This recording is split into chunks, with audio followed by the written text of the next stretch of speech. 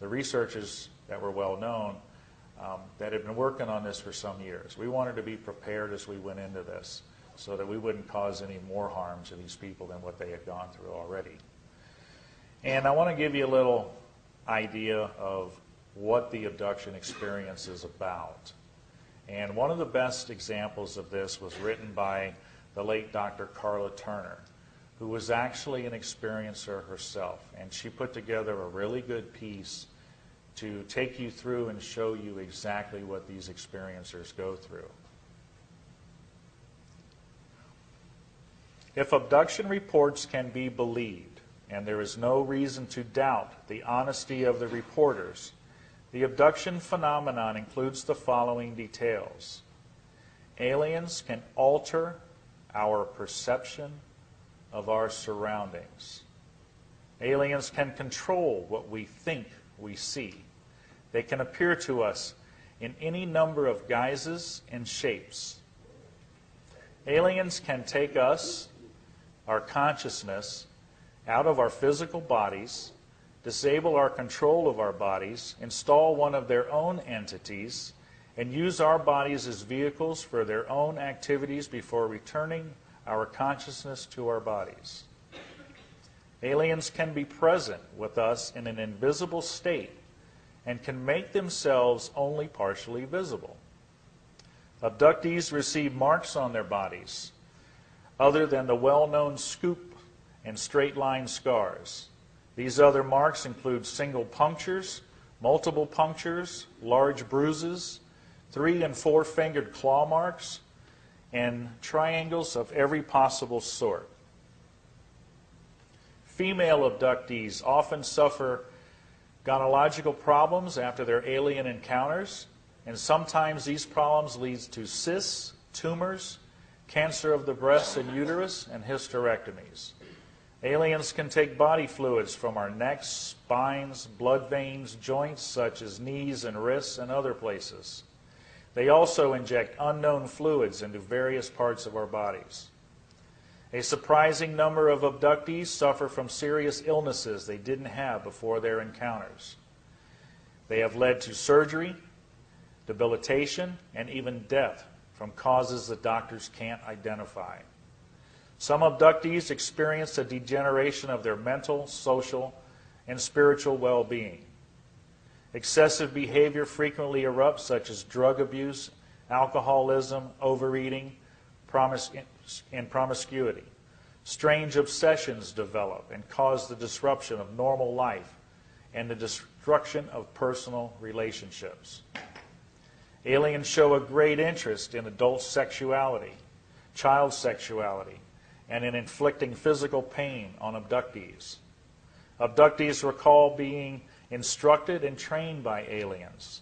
This training may be in the form of verbal or telepathic lessons, slideshows, or actual hands-on instruction in the operation of alien technology. Abductees report being taken to facilities in which they encounter not only aliens but normal-looking humans, sometimes in military uniforms, working with the alien captors. Abductees often encounter more than one sort of alien during an experience, not just the grays. Every possible combination of gray, reptoid, insectoid, blonde, and widow's peak have been seen during single abductions aboard the same craft or in the same facility. Abductees report being taken to underground facilities where they see grotesque hybrid creatures, nurseries of hybrid humanoid fetuses, and vats of colored liquid filled with parts of human bodies. Abductees report seeing other humans in these facilities being drained of blood, being mutilated, flayed, and dismembered, and stacked like lifeless cords of wood. Some abductees have been threatened that they too will end up in this condition if they don't cooperate with their alien captors. Aliens come into homes and temporarily remove young children, leaving their distraught parents paralyzed and helpless. In cases where a parent has been able to protest, the aliens insist the children belong to us. Aliens have forced their abductees to have sexual intercourse with aliens and even with other abductees, while groups of aliens observe these performances. In such encounters, the aliens have sometimes disguised themselves in order to gain the cooperation of the abductees, appearing in such forms as Jesus, the Pope, certain celebrities, and even the dead spouses of the abductees. Aliens perform extremely painful experiments or procedures on abductees, saying that these acts are necessary but give no explanation why. Painful genital and anal probes are performed on children as well as adults. Aliens make predictions of an imminent period of global chaos and destruction. They say that a certain number of humans will be rescued from the planet in order to continue the species, either on another planet or back on the earth after the destruction is over. Many abductees report they don't believe their alien captors and foresee instead a much more sinister use of the rescued humans.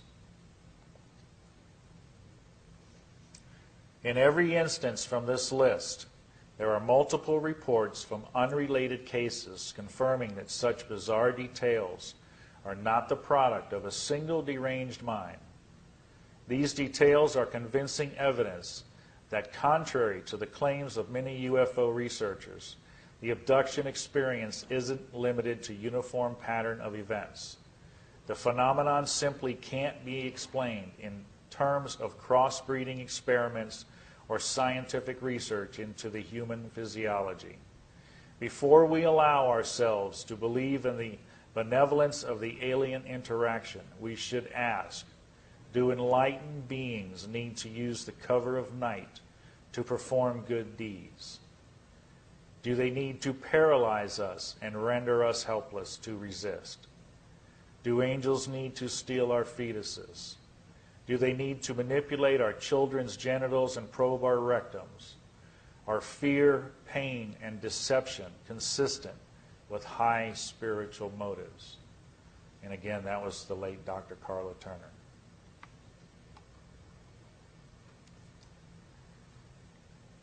Another thing that these people get in their messages through the communication from these entities through the experience. There's a number of these that I touched on. There'll be other speakers coming up talking more about the alien message, but this is a few of them. They say they are the ones who have created us by using DNA. They will guide us in our next evolutionary step. Jesus, Moses, Buddha, Muhammad, and other religious leaders were really them.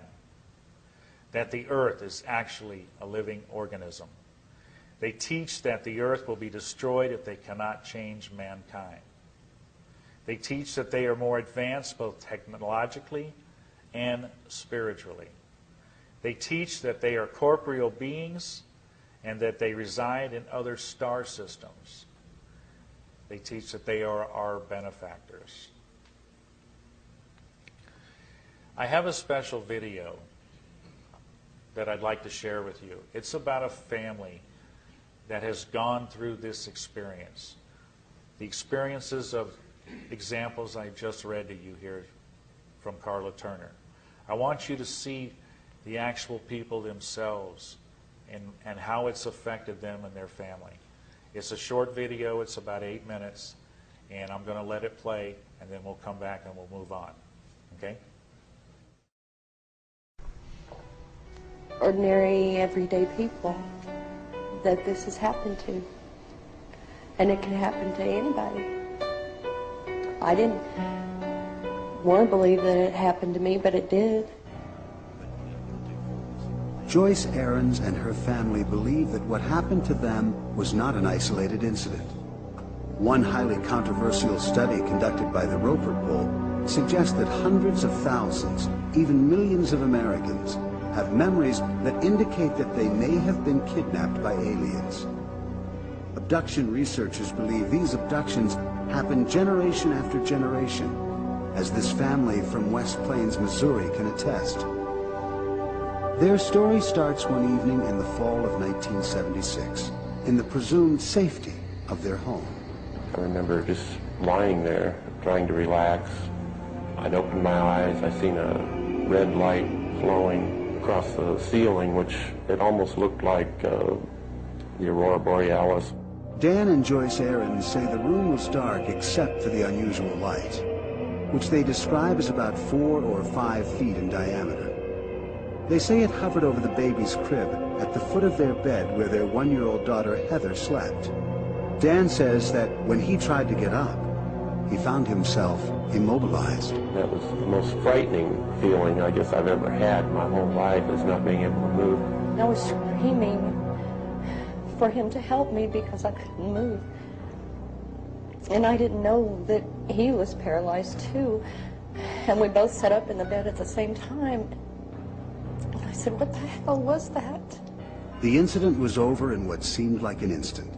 The baby was standing up in her crib looking dazed but unharmed. Dan and Joyce thought they had just shared a scary dream. That is until 1992, 16 years later. Dan, a computer technician, was working at his keyboard when suddenly he was seized by panic. I immediately thought I was having a heart attack because I started sweating real bad. My ears were ringing. It was a real tight feeling in my head. Dan was rushed to the emergency room where doctors ran tests and ordered x-rays. When the results were in, they concluded that Dan had suffered an anxiety attack and sent him home, but the symptoms persisted. To see him like that was devastating. He couldn't leave the house. He was so scared. After 6 weeks of constant fear, Dan sat down in front of the TV trying to relax. He turned on a movie that happened to be about alien abductions. Dan experienced a sudden revelation. There was one part in that movie that this little creature or whatever was kind of peeking out from around the door, and it was in the dark and the shadows, you know, and everything. And I immediately my heart started racing, and I just kind of completely went out of it again.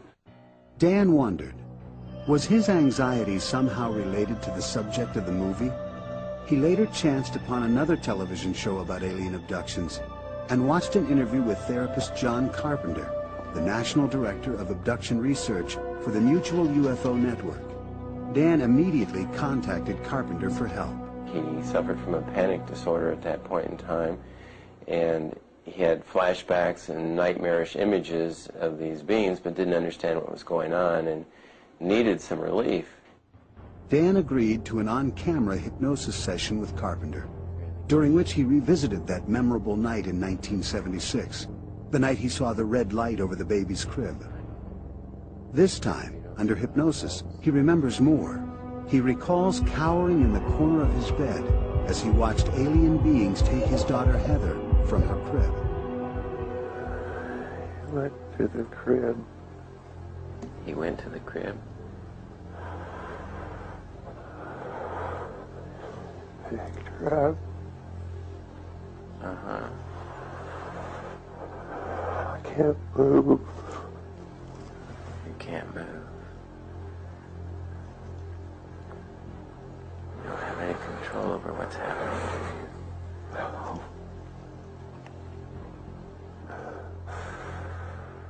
What do you see happening now?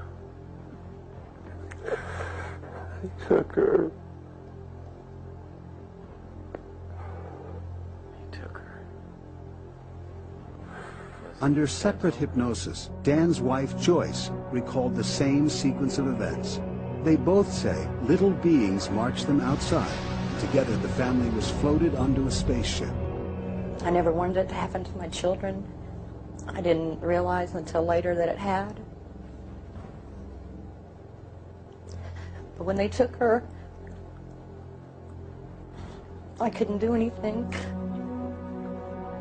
Heather, now 22 and married, remembers a series of abductions beginning in childhood, when she was forced to play telepathic games with the aliens.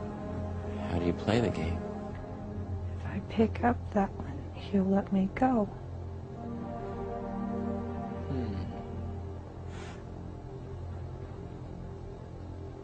What are you feeling? I want to go home. Mm-hmm. What does he tell you about that?